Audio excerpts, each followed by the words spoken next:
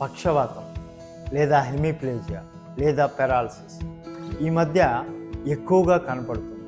ఒకప్పుడు వయసు మీరిన వారికే ఎక్కువగా స్మోకింగ్ డ్రింకింగ్ చేసిన వాళ్ళలో మాత్రమే కనపడేది. కానీ ఇప్పుడు ఎక్కువగా టెన్షను యాంగ్జైటీకి గురవటం, షుగరు బీపీ లాంటి వ్యాధులతో బాధపడటం వల్ల ఈ యొక్క పక్షవాతం లేదా పెరాలసిస్ అనేది ప్రజల్లో ఎక్కువగా కనపడుతుంది. ఓం ధన్వంతరియే నమః. ఈ పక్షవాతం గురించి చూసినట్లయితే మనకు మెదడులో రక్తనాళాలు చిట్లి అక్కడ రక్తం గడ్డగట్టి అడ్డంకి ఏర్పడటం వల్ల ఈ యొక్క శరీరంలో సగ భాగం అంటే కుడి కాలు కుడి చేయి కానీ ఎడమ కాలు ఎడమ చేయి కానీ ఒక భాగం పూర్తిగా పని చేయకుండా తోటకూర కాడలాగా ఏలాడి పడిపోవటం, నడవలేకపోవటం, చేతితో ఏ పనులు చేయలేకపోవటం ఈ యొక్క లక్షణాలు కనపడతాయి. అదేవిధంగా గుండెలో కొన్ని రక్తనాళాల్లో అడ్డంకి వల్ల గుండెలో రక్తం ఆ యొక్క గడ్డగట్టడం వల్ల గుండె నుంచి మెదడుకు రక్త సరఫరా జరిగే రక్తనాళాల్లో యొక్క బ్లాక్స్ వల్ల ఈ పెరాలసిస్ అనేది రావచ్చు.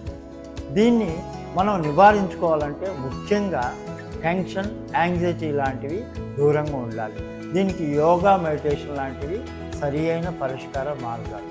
అదేవిధంగా నడక లేదా వాకింగ్, ఇంకా మీరు లాఫింగ్ థెరపీ ఇలాంటివన్నీ కూడా మంచి మార్గాలు. ఇంకా చెప్పాలంటే మీకు ఎక్కువగా టెన్షన్ యాంగ్జైటీ నుంచి దూరంగా ఉండాలి. అదేవిధంగా బీపీ షుగర్ ఉన్నట్లయితే వాటిని అదుపులో ఉంచుకోవాలి. సరి అయిన వ్యాయామం ఆహారం తీసుకోవడం వల్ల బీపీ షుగరు అదుపులో ఉంచుకోవాలి. ఒకవేళ ఎవరికైనా పక్షవాతం వచ్చినట్లయితే ప్రతిరోజు వాళ్ళకి సరి అయిన చికిత్స వెంటనే ఎమర్జెన్సీ కండిషన్లో మనం అల్లోపతి మెడిసిన్స్ వాడిన తర్వాత 3 నుంచి 5 రోజుల తర్వాత పేషెంటు కొంత స్టెబిలిటీ అయిన తర్వాత ఈ యొక్క ఆయుర్వేదంలో అత్యుత్తమమైన పరిష్కార మార్గాలు ఉన్నాయి. ఆయుర్వేద శాస్త్రం ప్రకారం ఈ పక్షాఘాతం లేదా పక్షవాతాన్ని స్నేహస్వేదం పక్షాఘాతే విరేచనం అనే యొక్క బేసిక్ లైన్ ఆఫ్ ట్రీట్మెంట్ ప్రకారం చికిత్స చేయడం జరుగుతుంది. అంటే ప్రతిరోజు ఆయిల్తో ఒక క్రమ పద్ధతిలో మర్దన లేదా అభ్యంగం చేయటం, అదేవిధంగా స్టీమ్ బాత్ లేదా నవర్కిడి, అదేవిధంగా ఇంకా నవరతేపు, ఇంకా వస్తికర్మ అంటే మెడికేటెడ్ ఎనిమి. దీనివల్ల నరాల యొక్క పటుత్వాన్ని ఏదైతే నర్వస్ సిస్టంలో వీక్నెస్ లేదా పెరాలసిస్ ఉంటుందో ఆ యొక్క శరీర భాగాల్లో నరాలు కానీ కండరాలు కానీ మనం స్టిమ్యులేట్ చేయొచ్చు. దీనికి ముఖ్యంగా ఇంట్లో ఎవరైతే ఉంటారో వాళ్ళు ప్రాథమిక దశలో నువ్వుల నూనె, కర్పూరం ఇలాంటివి కలిపి మర్దన చేసుకొని గోరువెచ్చని నీళ్ళతో స్నానం చేస్తే కొంత స్టిఫ్నెస్ కానీ కొంత ఎనర్జీ కానీ దాంట్లో ఇదవుతుంది.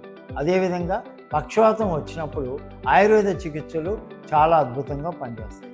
కాబట్టి ఈ సమస్యపై మన శ్రీ వెంకటేశ్వర ఆయుర్వేదిక్ హాస్పిటల్లో సంప్రదిస్తే మీకు పంచకర్మ వైద్యం ద్వారా త్వరితగతిన మీకు ఆరోగ్యం అనేది చేకూరుతుంది.